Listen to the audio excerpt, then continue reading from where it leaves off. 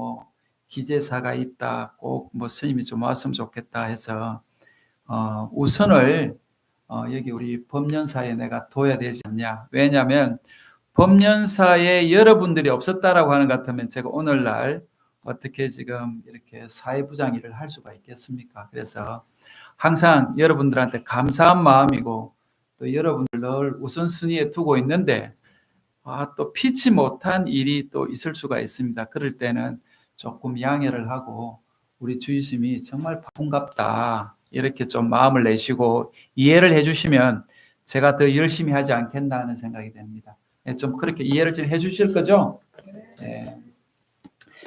제가 이제 지장제일 때마다 이렇게 늘 우리 지장경을 가지고 지장경에 담겨 있는 지장보살님의 그 원력이나 또 부처님의 법문이 어떤 것인가라고 하면서 계속 우리가 공부를 해오고 있는데 지난 시간에 지장경에 뭐라고 이야기해 놨는가 하면은 죽을 때 우리가 임종했을 때 내가 조금이라도 조금 깨어있는 마음으로 부처님 명호를 부르면 전생에 지었던 그 죄업이 사라지면서 다음 생에는 훨씬 더 좋은 모습으로 또 조금 더 나은 삶을 살 수 있을 것이다 라고 하는 그런 이야기를 했고, 내가 직접 못한다라고 하는 것 같으면 내 주변에 누군가가 나를 위해서, 그러니까 죽어가는 나를 위해서 기도해주는 누군가가 가족이나 친지나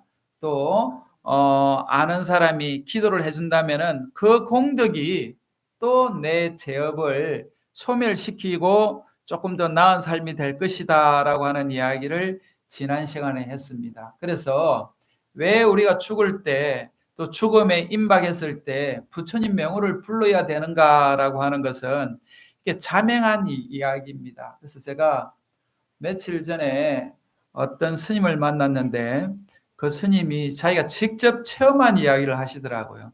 그 스님이 자기가 이제 불교 공부를 제대로 해야 되겠다라고 하면서 박사 공부를 했다고 합니다. 그래서 동대에서 박사 지금 학위를 받기 위해서 논문을 써야 되는데 사실 그 논문을 뭐 저도 지금 쓰지를 못하고 있습니다만은 논문을 쓴다는 게 집중적으로 이렇게 할 수 있는 그게 돼야 되는데 시간적으로 공간적으로 그런 게 잘 안 돼가지고 이 스님이 논문을 제대로 써야 되겠다라고 하면서 뭐 불편한 게 있나요?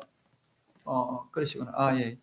그 논문을 써야 되겠다라고 하면서 이제 그 말하자면은 조용한 토굴에 이제 그 마련해가지고 그 열심히 공부를 하고 그날 이제 잠깐 누웠는데 한 새벽 1시쯤 되니까 번개가 치더랍니다. 그래서 번개 치는 걸 보고 눈을 떴는데 조금 있으니까 엄청난 경험이 일어나면서 산이 무너지면서 산사태가 나가지고 벽을 치고 들어오더라고 그러네요. 그 산사태가 나가지고 그래가지고 누워 있는 그 상태에서 책장에 책이 다 무너지고 자기 말하자면은 앞으로 이렇게 그 흙탕물이 덮치면서 꼼짝도 못하는 상황이 됐다고 그럽니다. 그때 이게 박사 논문이 필요 없구나. 죽음을 앞두고 있는 상황이니까 박사가 필요 없구나. 내가 지금 그동안 어떻게 살아왔는가라고 하면서 그 흙탕물에 꼼짝도 못하고 이렇게 그 갇혀 있는 상황에서 자기가 그동안 수행했던 거, 살아왔던 것이 정말 주마등 같이 지나가더라네요. 그래서 우리도 치장전에 보시면 여기 업경대라고 여기 지금 거울이 있습니다. 이 거울을 왜 상징적으로 했는가 하면은 우리가 죽을 때가 되면 그동안 살아왔던 것이 그냥 파노라마처럼 싹 지나간다는 겁니다. 내가 어떻게 살아왔고 내가 그동안 어떻게 마음을 쓰고 살았는지에 대한 것을 누구보다도 자신이 잘 안다는 겁니다. 그래서 그 스님이 그 죽음이 가까워지는 그 순간에 이 말 그대로 요 밑에까지 코밑까지 흙탕물이 차는 그 과정을 보고 꼼짝 못하는 상황이 되면서 이러다가 죽는구나. 그리고 내가 그동안 공부했던 것이 허사구나라고 하는 것을 깨닫고 그때부터 갑자기 관세음보살이 생각이 나더라네요. 이 죽을 때 관세음보살님을 한 번이라도 부르면 물에 빠진 사람은 물에서 건져주고 불 속에 있는 사람들은 불 속에서 건져주고 한다는 그 구절이 생각이 나가지고 갑자기 그 죽음에 임박해서 관세음보살을 간절하게 부르게 되더랍니다. 그때 그 간절함이 자기는 아주 소중한 경험이라고 그럽니다. 그래서 그 지금 흙탕물 속에서 관세음보살을 부르는데 갑자기 그 주변에 지금 그 흙탕물이 좀 따뜻한 그 솜 이불을 덮은 것 같은 느낌이 들더랍니다. 그런데 우리가 이제 물에 빠져 죽거나 했을 때 어떻게 죽는가 하면은 저체온증으로 죽습니다. 그래서 우리가 지금 이렇게 추운 날도 우리가 바닥에 쓰러지거나 하면 체온이 낮아져 가지고 쇼크사가 와가지고 죽는다라고 하는 것이 이게 의학적인 이야기인데 자기가 관세음보살을 열심히 부르니까 그 지금 솜 이불을 덮은 것 같은 그런 느낌이 들면서 아주 편안해지더랍니다. 그래서 차라리 뭐 이렇게 죽어도 괜찮다 할 정도로 열심히 관세음보살님을 외우고 있는데 그 아랫집에 사는 사람이 올라와 가지고 그 지금 새벽 한 5시가 돼 가지고 1시에 그랬는데 한 5시가 돼 가지고 올라올 수 있는 사람이 아닌데 그 사람이 올라와 가지고 그 스님을 구원해 줬답니다. 구제해 줬답니다. 그래 가지고 자기가 그때부터 열심히 기도를 하기 시작했다라고 하면서 자기 체험 이야기를 며칠 전에 해요. 그래서 우리가 죽음에 임박했을 때 이렇게 내가 연부를 해야 되었구나. 내가 부처님의 명호를 불러야 되었구나. 그래서 아미타 부처님을 하든지 오늘처럼 지장제의를 맞이하는 입장에서 보면은 지장보살님을 열심히 염하든지 하면은 반드시 마음이 편해지고 그 불안한 마음이나 이것이 안정이 되면 삶의 어떤 희망이나 살아갈 수 있는 지혜가 생긴다라고 하는 것이 이게 체험에서 오는 이야기입니다. 그래서 우리 부처님의 가르침이 2600년을 지나서 오늘날 이렇게 이르렀다라고 하는데 교리적으로 완벽해서가 아니고 신앙적으로 우리가 이런 어떤 기적 같은 일들을 있기 때문에 가능한 일이다라고 봅니다. 그래서 우리가 신앙적인 측면에서 보면 내가 믿는 종교에 대해서 우리가 좀 더 신심을 갖고 믿는다라고 하는 것 같으면 그 믿는 사람의 그거에 맞춰서 신앙 행태가 바뀐다고 봅니다. 그래서 우리가 기독교가 잘못됐다, 뭐 다른 종교가 잘못됐다가 아니고요. 그 교리도 제대로 자기가 믿고 열심히 수행을 한다라고 하는 것 같으면 어떻게 보면 하나로 다 만날 수가 있는 일입니다. 어제 조계사 앞에서 크리스마스를 맞이해서 거기 크리스마스 점등을 조계사 앞에서 했습니다. 그때 천주교, 기독교, 원불교, 또 민족 종교, 이 종교 지도자들이 다 이렇게 조계사 앞에 모여서 예수가 오신 것에 대해서 다 우리가 기뻐하고 또 우리가 말하자면 축하를 하자라고 하는 것을 보면 이거는 다른 나라에서는 있을 수 없는 일입니다. 그런데 우리나라에서만 이게 있을 수 있다는 것은 우리나라 국민성이 그만큼 성숙했다라고 하는 것을 이야기할 수 있는 것이 아닌가 하는 생각이 됩니다.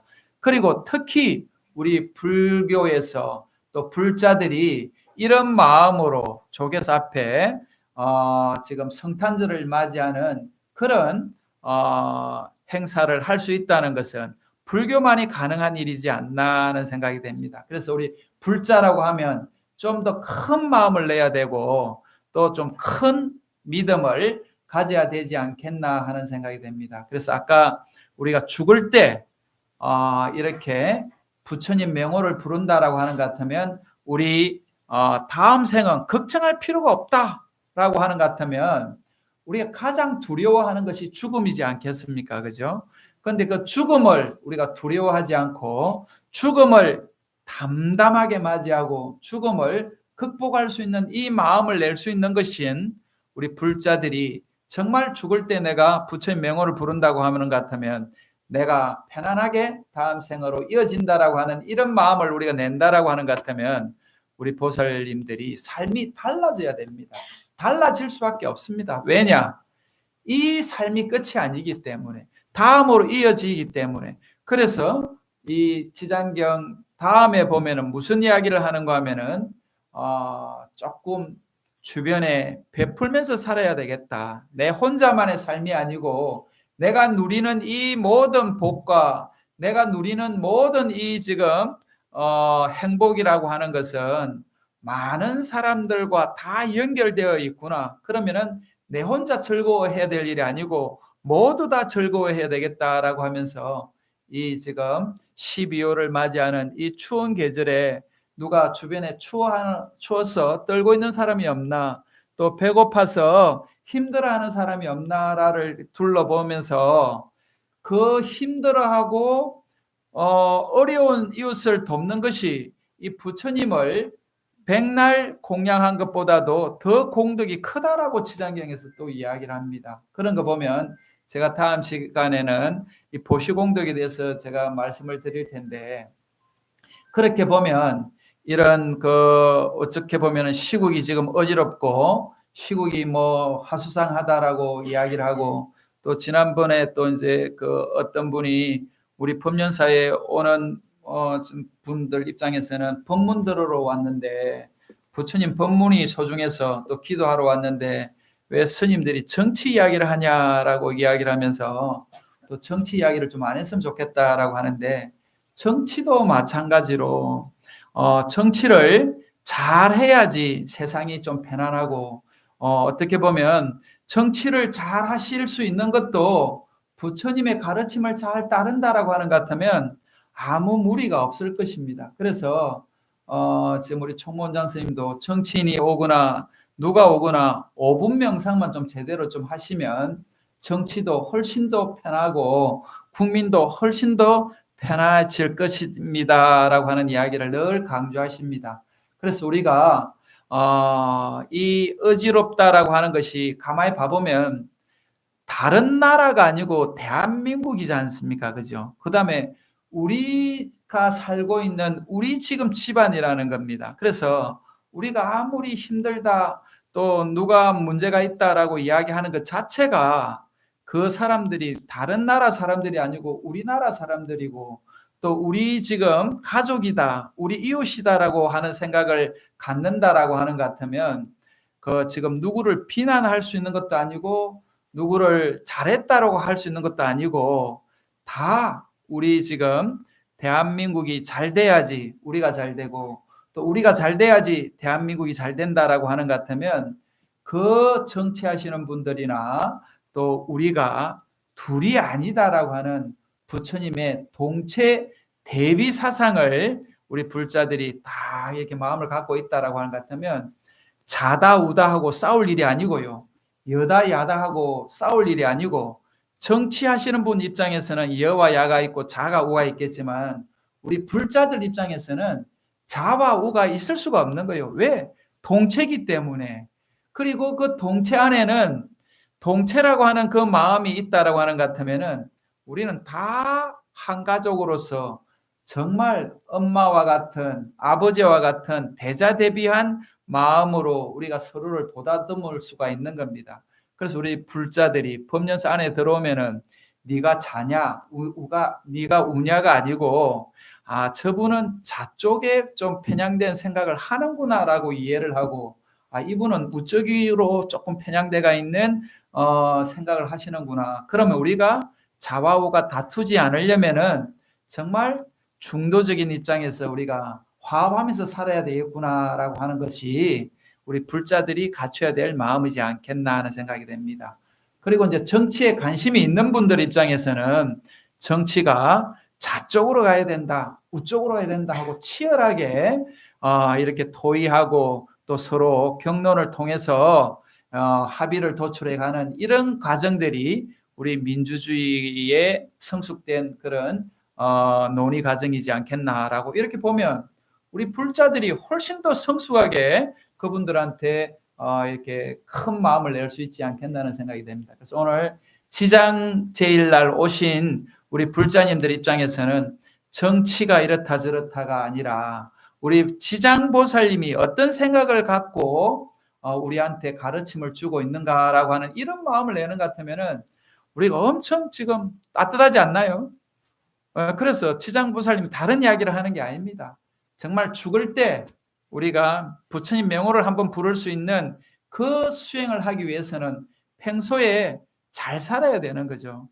평소에 잘못 살고 열심히 살지 않는 사람이 이렇게 제대로 될 수가 없습니다. 그래서 오늘도 보면 우리 여기서 제일 어린 사람이 성현인 것 같은데 성현이가 저렇게 우리 조상님들, 우리 지금 정조부, 고조부를 위해서 내가 제사를 지내겠다라고 이렇게 부모님을 따라서 오는 저 마음이 엄청 소중한 마음일 거라고 봅니다. 그런데 지금 봐보세요. 우리 여기 다 보면 지금 제가 볼 때는 60대가 아니고 70대, 80대인 것 같아 보니까 여기서 젊은 분이 60대인 것 같고 그죠? 그러면은 이게 지금 우리 현실입니다. 왜 이렇게 됐냐? 우리 성현이처럼 저렇게 여러분들이 다 20대, 10대가 있었었는데 저때 가만히 돌아보면은 우리 부모님들이 여기 계시는 부모님들이 다 열심히 기도하는 모습을 보고 자랐던 분들이 지금 이렇게 지낼 수 있는 것이 아닌가 하는 생각이 듭니다.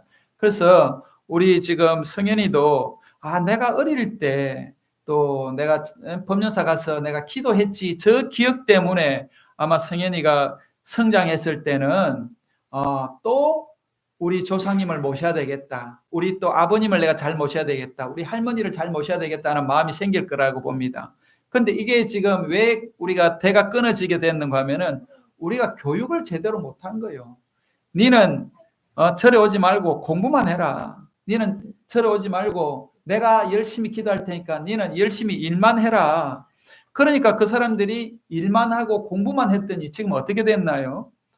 그러니까 이게 종교가 끊어지고 제사가 끊어지고 또 제사 지낸 것에 대한 그 감사함을 우리가 모르게 되는 것이 결국은 우리가 자초한 일이라고 봐야 됩니다.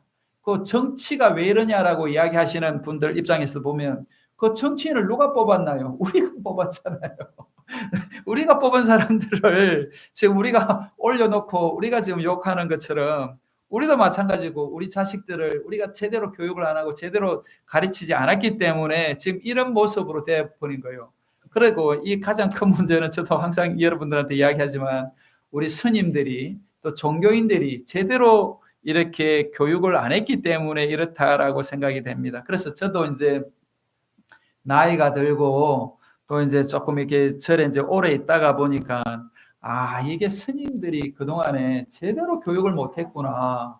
그래서 저도 지금 여러분들한테 뭐 이렇게 떳떳하게 이야기할 수 없는 부분이 많습니다만은 그래도 우리 법륜사에 오시는 여러분들이 그런 자각을 좀 한다라고 하는 것 같으면 여러분이 달라져야 됩니다. 여러분이 지금 여기 오신 여러분들이 내가 법륜사 와서 열심히 기도했더니 또 내가 열심히 또 이렇게 조상님들을 위하고 또 부처님들을 위해서 이렇게 했더니 내가 건강하고 행복하구나.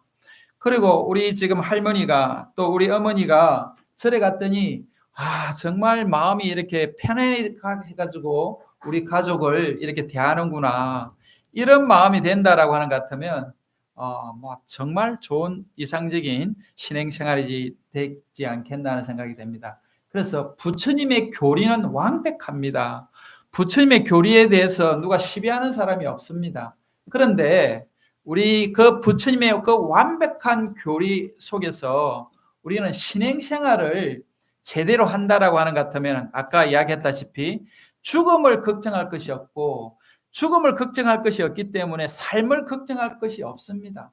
그래서 우리 그렇게 마음을 낸다라고 하는 것 같으면 불자된 것에 대해서 감사하게 생각하고 또 요 정도 사는 것에 대해서 너무 감사하게 생각하고 또 내가 건강하게 그래도 법륜사 법당에 와서 기도하는 것에 대해서 너무 감사하고 이렇게 하는 것 같으면 주변이 잘 될 수밖에 없습니다. 그래서 저도 법륜사에 와가지고 여러분들과 같이 열심히 이렇게 기도하고 이렇게 정진하고 있으니까 제가 뭐 어떻게 보면은 스님으로서는 뭐 이렇게 총무원에 가서 사회부장을 할 수 있다는 것은 아주 큰 영광이지 않나 하는 생각이 듭니다. 그래서 저 개인적인 영광도 되지만은 우리 법륜사 주지를 모시고 있는 우리 신도들의 또 영광이 될 수 있을 것으로 봅니다. 그래서 부끄럽지 않고 당당한 그런 스님의 모습으로 살아갈 수 있도록 열심히 정진하겠습니다.